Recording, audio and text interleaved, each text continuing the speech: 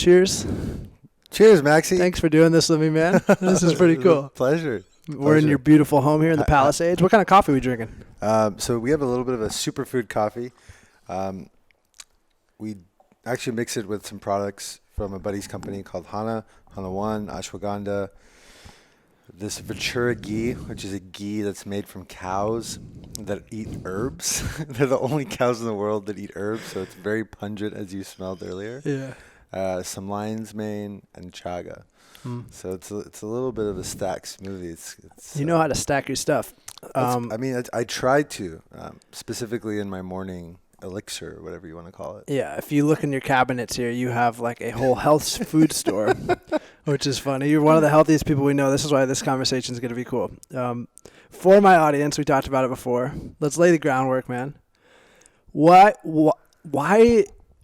is your life, I would say, one of the most unique for a 32-year-old? 31.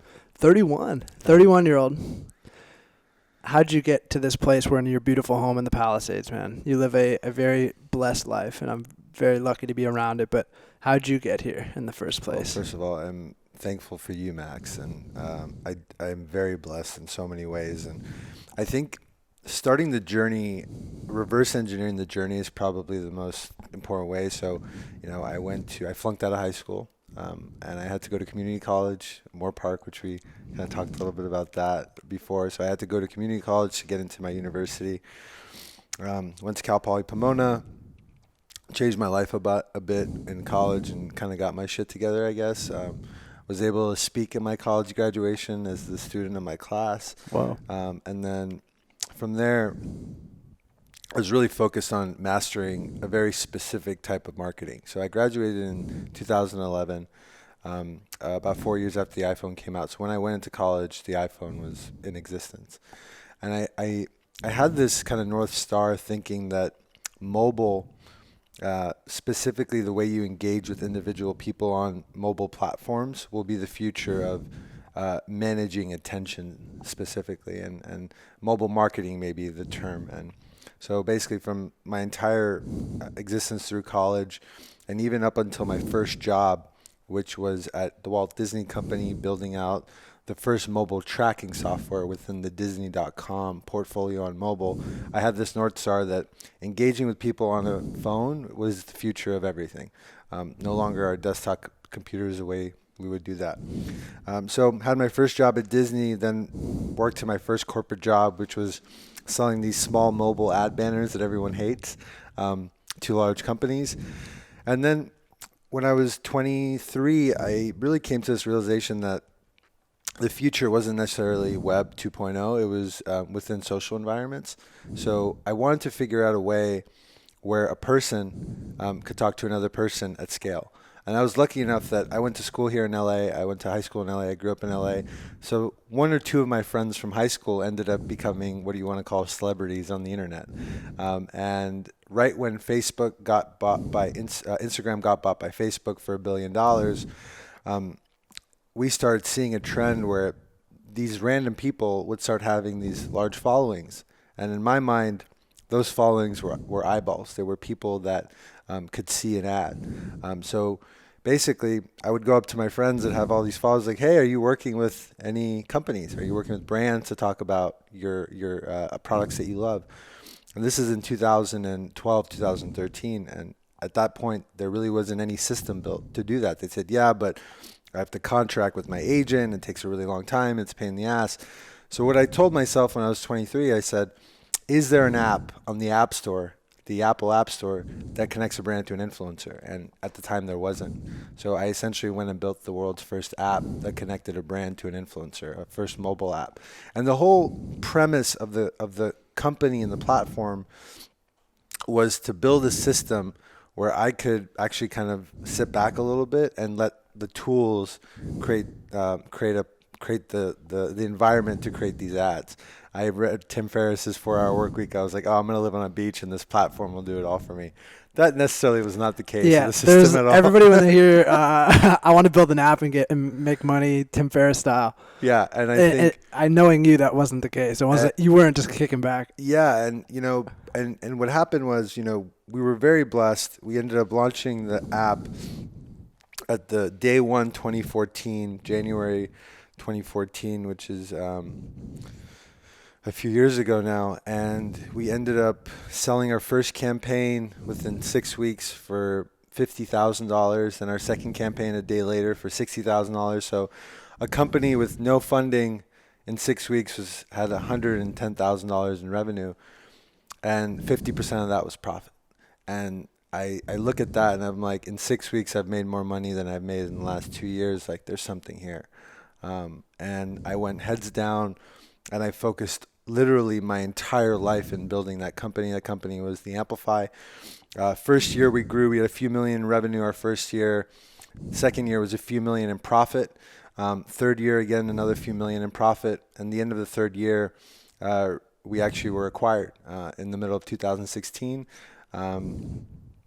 It was a very strong exit for me personally because I had owned 100% of the company. If you look at the technical world and tech and all that, and especially ad tech, like, companies are not bootstrapped in this business. They're usually companies that are heavily funded, that have all these, complicated cap tables, but somehow through a lot of luck, knowing the right people, we were able to build this business with basically on cash flow, on profit.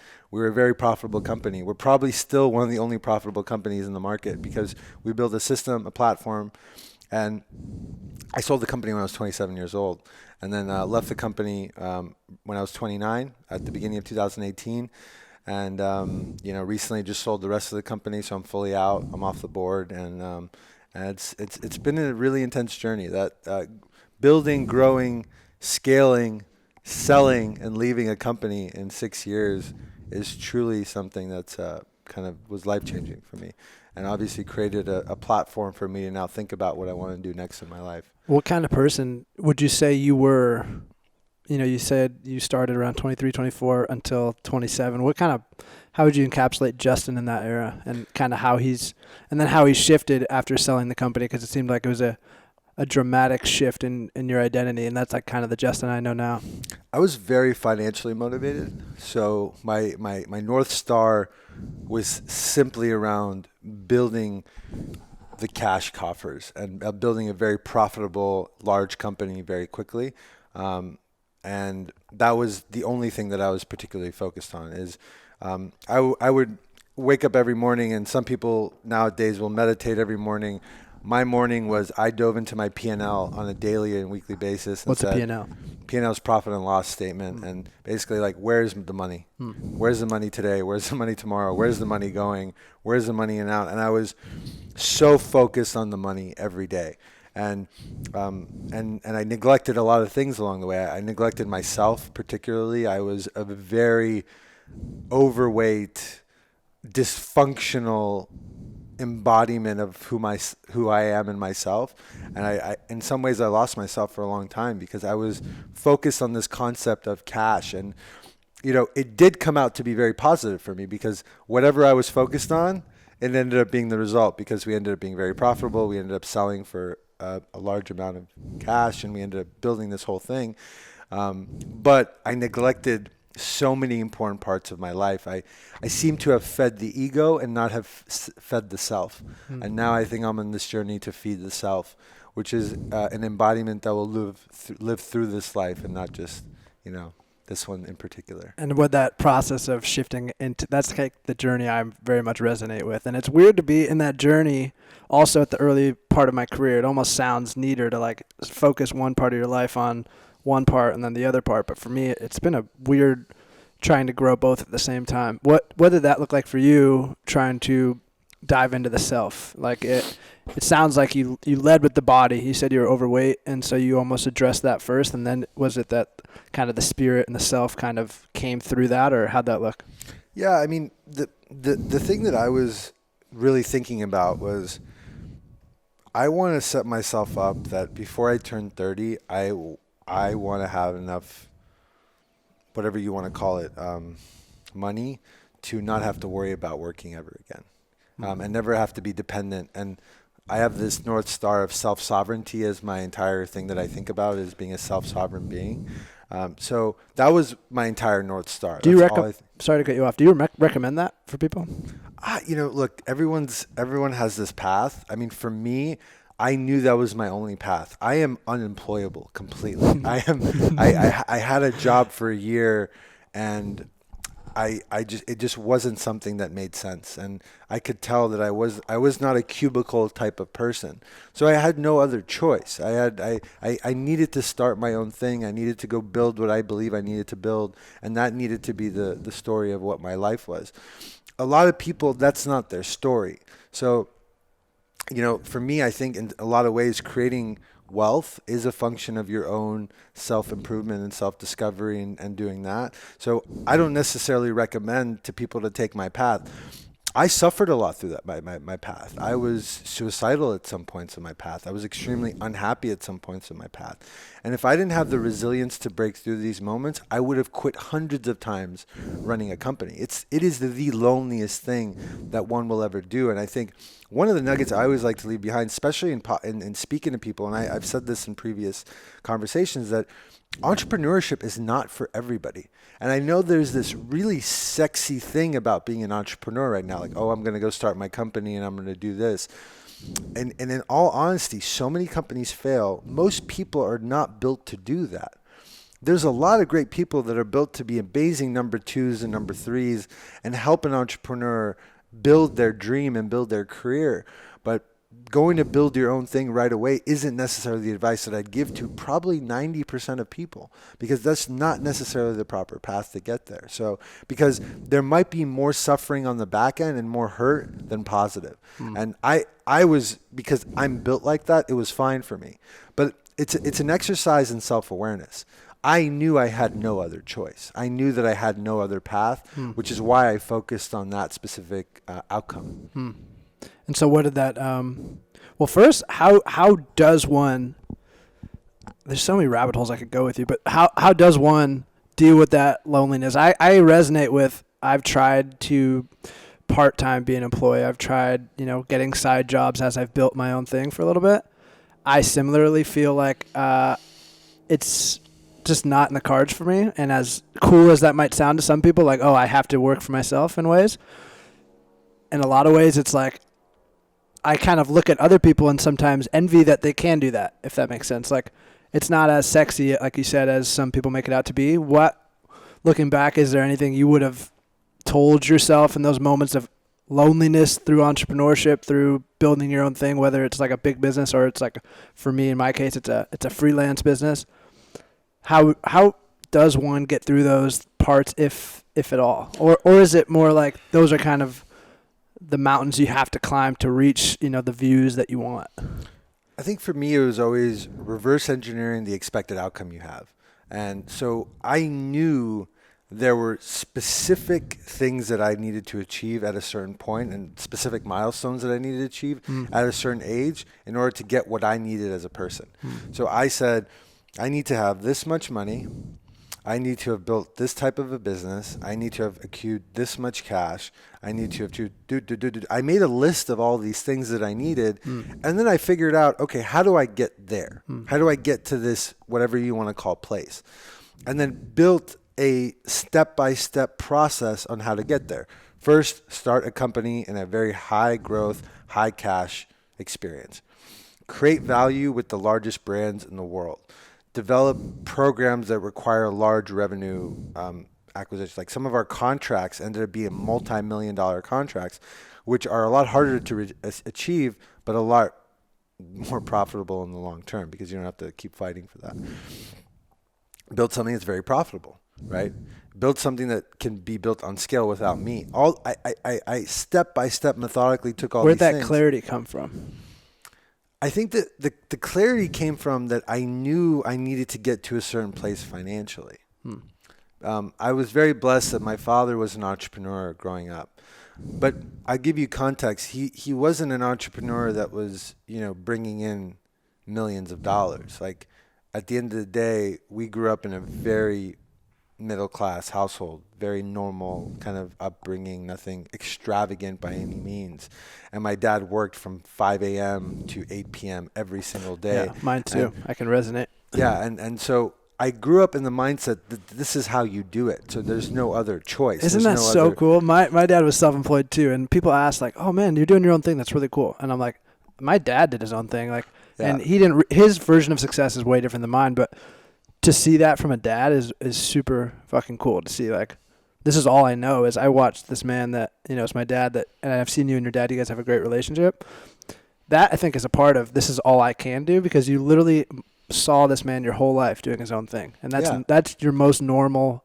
That's the most basic construct of what's normal for you. Yeah, and to me, that's what gave me the platform to think about all these things. And my dad was probably the most important advisor to me growing this company, because I would call him almost on a daily basis and share my woes and my problems and all the things that we're going through. Yeah.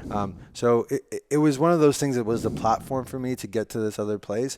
But again, I had a North Star in mind. I said, and the way that I look at it now is that how much investable capital do I need to run my life, right? So how much money do I need? At what percentage return at the end of the day do I need to live the type of life? And I don't necessarily live the most extravagant life. I think I live a somewhat normal life. I don't, I'm not very flashy. I don't like to do I like to just live a life. I have to say, probably earlier when I first received my large tranche of whatever, getting my company acquired, I thought that's what I wanted. I'd live this extravagant, like going out, flashy. I want everyone to know that I had money type thing. And now I try to reduce that as much as possible, because it's not what I care about anymore. Yeah. So that North Star, to come back to the original question, was kind of, it sounds like clarity. When you have enough clarity, those pits of loneliness or whatever on the path that you want, it kind of puts it in perspective. Is that right? It does. And for me, I looked at it as a platform. It's a platform to build on. You can't build a skyscraper without a foundation. You can't build building without a foundation. So you always viewed it as almost the first thing. This was the foundation that I needed to build in order to build the rest of whatever was supposed to be my life. That's fascinating. And I sacrificed my 20s as a result of that. You have to understand, I didn't interact with anyone outside of work for almost 3 or 4 years. I worked every single day, Monday through Monday. I was in the office every single day. I was sending emails at all times of the day. I would never go out. I would never enjoy. I lost relationships. I lost friends. I destroyed relationships. I was only focused on one specific task, and that was to get to the specific endpoint of what I'm looking for in my life. And I, unfortunately, the fact is that I lost a lot of relationships along the way, because I wasn't being my true self along that path. And that's a lot of the karmic energy I think that I'm working through right now, is that, what were all the sacrifices I needed to have in order to get to the place, the means to an end per se, and what are the things that I need to transcend now to make up for the things that I did wrong. Was there, we'll move on from this chapter, but it's just still so fascinating. Was there a phase of your life where it was like, I made it of bliss? And if so, how long did that last? Especially like I can see after selling a company that you've had this North Star for so long that once you've been acquired, everything feels so worth it. How long did that like ecstasy that seemingly so many of us crave and are grinding for, is that thing like I made it? Was that the case for you? Did that last long, if at all? I think that it was a very fleeting experience, because you go and you look at your bank account and you're like, oh my God, my life has changed. But then you realize that inside yourself, nothing has actually changed. And you have this external validation of something and you really don't know what it means. And it's taken me 4 years of practice. I mean, in April, it will be 4 years since I received my tranche of cash. It'll be 4 years. So it's a pretty big experience for me to like now transcend this and say, what am I supposed to do with all this? And so, no, not really in a lot of ways. But it took all this, I guess, this is why I'm on this reflective period right now. One piece of advice for someone 24 years old starting their business, what would you give? What's the why? What's the why, and truly what kind of lifestyle do you want to live?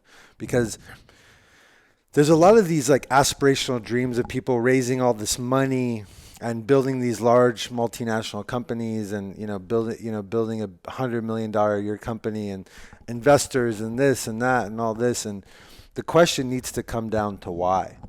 I think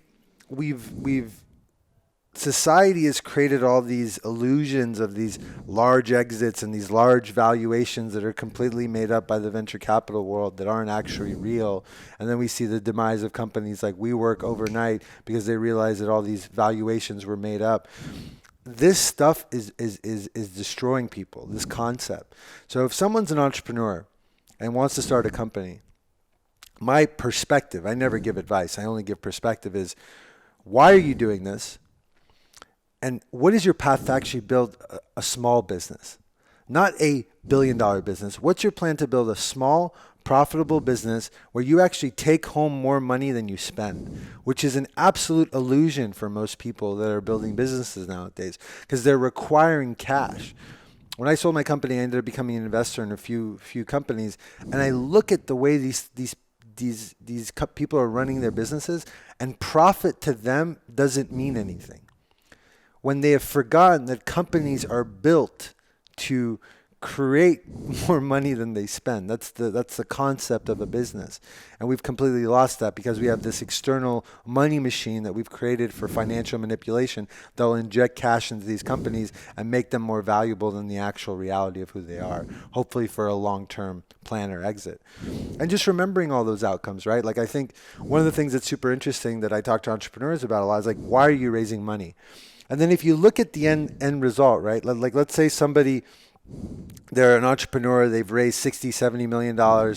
They've diluted their equity down to 5 to 10% as an owner of the business, and then they sell it for $100 million. That guy is probably leaving with $3 or $4 million after taxes when you put everything in context, because the venture capital groups get their cash. So these illusions that I'm going to become this super wealthy person because I'm going to raise all this money and sell for all this money isn't actually always the case. So it's about what is the why and how do you plan on getting there, and focus on building an incredible small business first, and then build your dreams on top of that. My cousin gives this analogy of like, we as a company were always this hot chili pepper. We were this small object that was so fiery. We were small, but we created this ripple effect, and that little bite just spiced up life so much. So be that hot chili pepper. You don't have to be this big watermelon that's just taking up a bunch of room. I love that, dude. The irony of it is that, like, I like that you talked about in the beginning that this is just your path and this is just the way you're going, because the irony of your story is that, you know, you'll tell me that, you know, you weren't this healthy person and you were feeding the ego, but at the end of the day you followed your path as authentically as possible because you knew your why, you had an objective, you went after it, you did it. And so in a way it's like a noble pursuit you had, but you still look back and say, yeah, I was, you know, beating myself up or sacrificing myself in some ways. Mm-hmm. So how did that look reprioritizing your life? So you had a very strong, I want to build my foundation so that the rest of my life I don't really have to worry about money. You were going to do anything to get there. That was your why, and you did that. What was your next why? What was your next North Star? What did that look like? Because it seemed like the transformation that took place from there was pretty substantial, and we could go into depth on that too as well. Well, this has been a 2-year path now at this point. So what happens when you leave a company is that one day you have an email address, you have a team, you have people that are working with you and depending on you and talking with you, and then one day you don't. Simply put, one day you just have an empty inbox, a Gmail account, and you have no one to talk to essentially all day.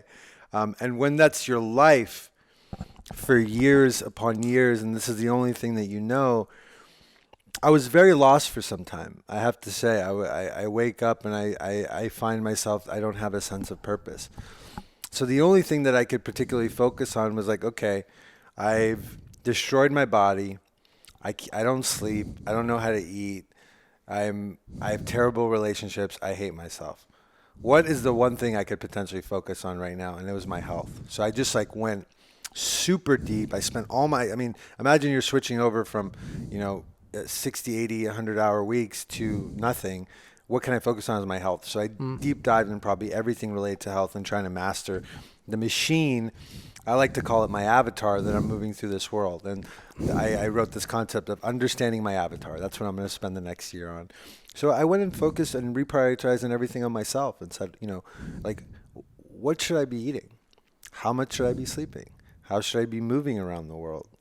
How should I think about mindfulness and the concept of being more mindful in my life?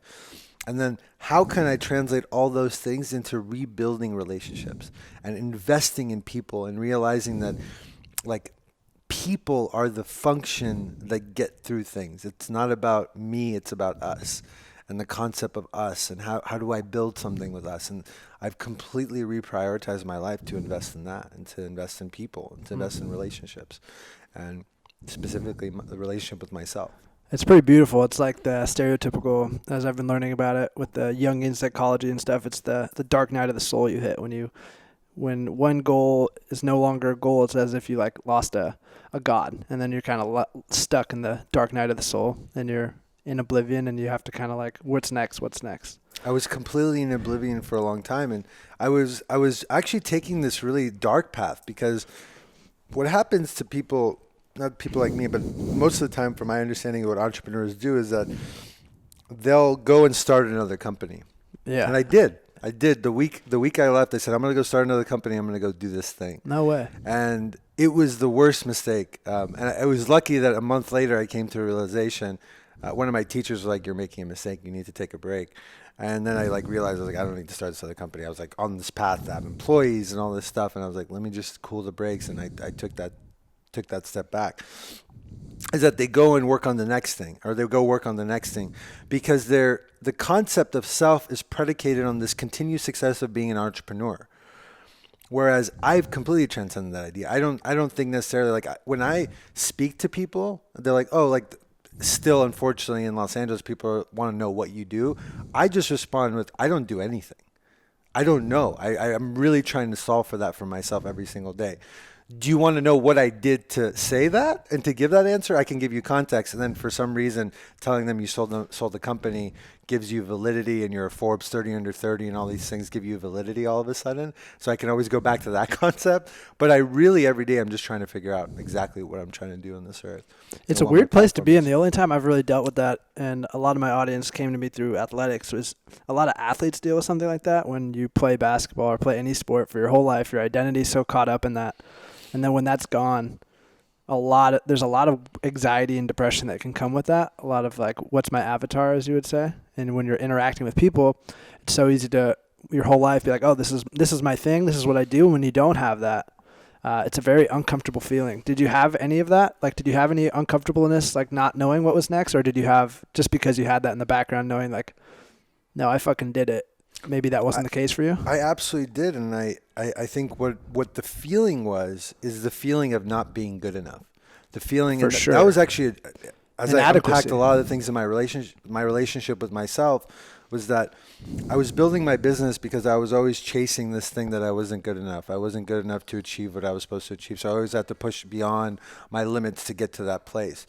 But once you establish a place of stillness and realize that you are good enough, that you're not here necessarily to have all these incredible paths, and simply we are here to live, no more than anything else. We're not here to build the next Amazon, to the next Facebook, or this other thing. We're just here to live simply and try to push the world forward in one small way. It gives you a lot more relief in what you're trying to do as a person. And it kind of removed the pressures that were manufactured, because a lot of these things that I'm telling you, I've completely made up in my own head, in the sense of these are stories that I created in my own head. I said, these stories of I am not good enough. These are stories that I need to go and do this. Or these are all stories that we create in ourselves.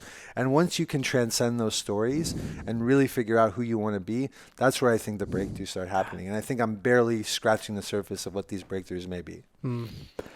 How are you on time? Plenty of time for you, Max. Cool. I'm free as a bird. I love it. I'm literally free as a bird. How do you begin? Because I keep stopping you at each thing. I really resonate with what you just said and like the story and like how do you begin? How you said you're just scratching the surface, but I would give you more credit than that. How have you began to deal with that feeling of like the underlying feeling of not being enough? I think a lot of people can resonate, myself included, with a lot of what they do is a means of not becoming who they want sometimes, but it's a means of proving to themselves that they're like worthy of XYZ. I'm worthy of love. I'm worthy of friends. I'm worthy of this life that I want. It's like a acting out of fear rather than the opposite, what would be like a loving life, a flow-filled life. So how have you gone about like analyzing the Justin story? How have you gone about questioning that? How have you gone about like working on the stories you've told yourself and beginning to act out of a place of flow and love and just being, like you said, or just being a human and living rather than I need to prove to myself and whoever these people I put pressure on myself about it? Like, how have you gone about doing that? I think, to be quite frank, I haven't figured it out yet. I wish I could tell you something profound that says like, No. I've already figured it out and I feel enough and complete. And in my truth, I'm not there yet. And that's probably the lifetime karmic energy that I have to deal with and create. So I've come to grips that I haven't come to full conclusions on how to do that. But I've made progress. Yeah, and I think it's course. important to share at least the progressive steps. I appreciate you saying that first off. The first thing is that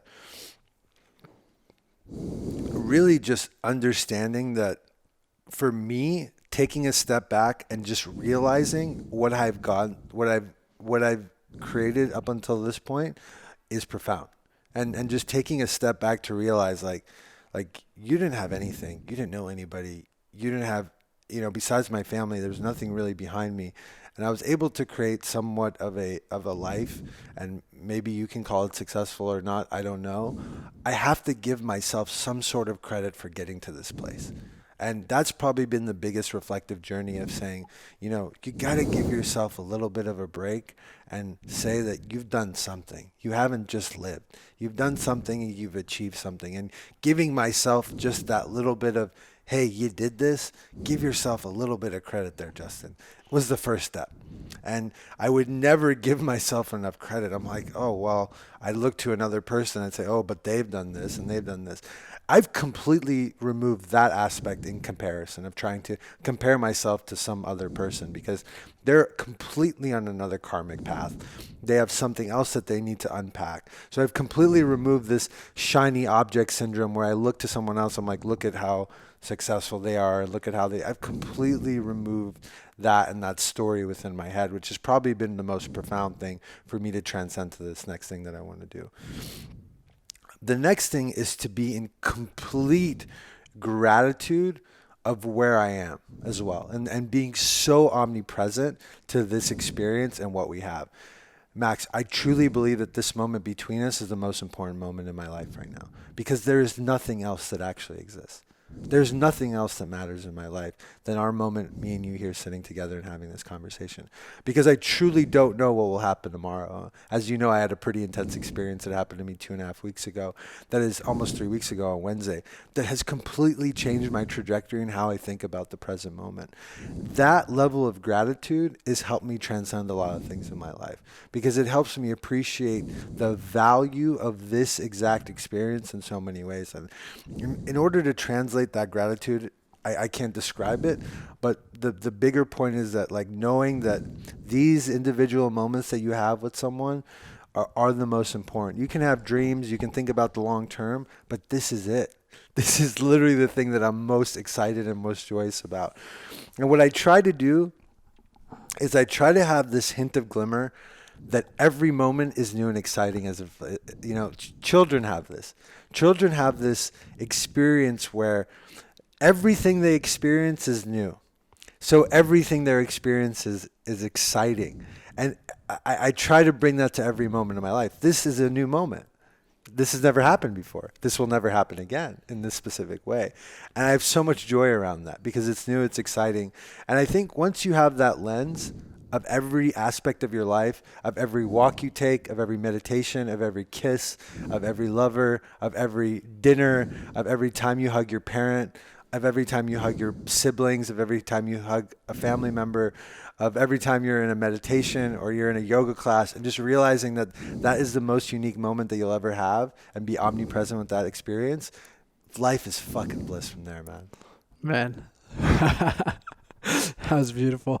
I resonate with that because for me it's easy to cling to the books that tell me this and to read it and to get it on a logical level, but to live it and to hear you say that, because you do bring this like childlike enthusiasm, not in like your personality, but just your energy, which is super refreshing. And you have that in your eyes when you smile. You're like very excited, and you're like, this is new.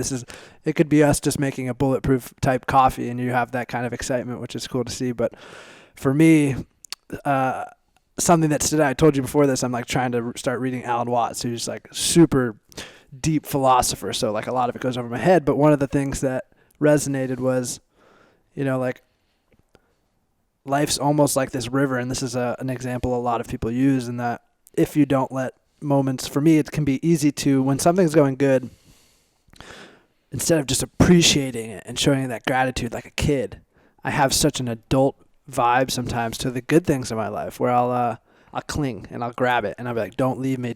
This is so good. I'm scared now to lose it. Where now the blessings in my life can become curses if I allow that part of me to get too loud. So it's like, but as Alan Watts would put it, like the river, if you don't let things go, it doesn't allow the flow of things to come in. So that presence and that gratitude is something I'm definitely fucking trying to work on, because it's so easy for me to revert back to that place of angst and fear of losing something that's so good. I don't know where that comes from, but before we move on, where is something that you do in your day, or what is something you do in your day to like actively practice that? What is something tangible that my audience or me alone can practice? Is it your meditation style that does that? Is that just a life perspective of that has happened? How do you kind of linger in those feelings and give yourself reminders? Because it can be all good on a logical level, for me at least, but it's the actual implementation and the day-to-day like remembering that can be difficult. I think it's coming from a place of understanding that the universe is filled with abundance, and not trying to go against you and make you have a difficult experience. I truly believe that the following day will be better than my last day, even if it's the worst day of my life, because it could only go up. But it also could be a little bit negative. So coming from a framework of knowing that everything in your life can be abundant, if you have that understanding of knowing that things will get better and things will progress and things will move forward, and knowing that even though you probably had the best day of your life, you're going to have maybe even a better day tomorrow, and things might be going on the up and up as you continue, and framing your entire existence around that thought process is what I use on a daily basis to just continue and push this idea forward, right? And yeah, I did have a little bit of suffering along that path. I did have days where I was like, you know what, I'm feeling really anxious. I mean, I was suicidal at one point. I wanted to leave this plane of existence because I was so unhappy with myself. And I didn't have that realization at points, but reframing lifestyles into knowing that we live in a place of abundance. We live in a framework of abundance. And if we just think about the universe that's working in our favor and not in the other way around, that I'm competing with someone else to do something, then it just continues to be abundant on a daily basis. That's just the way that I frame things in my head.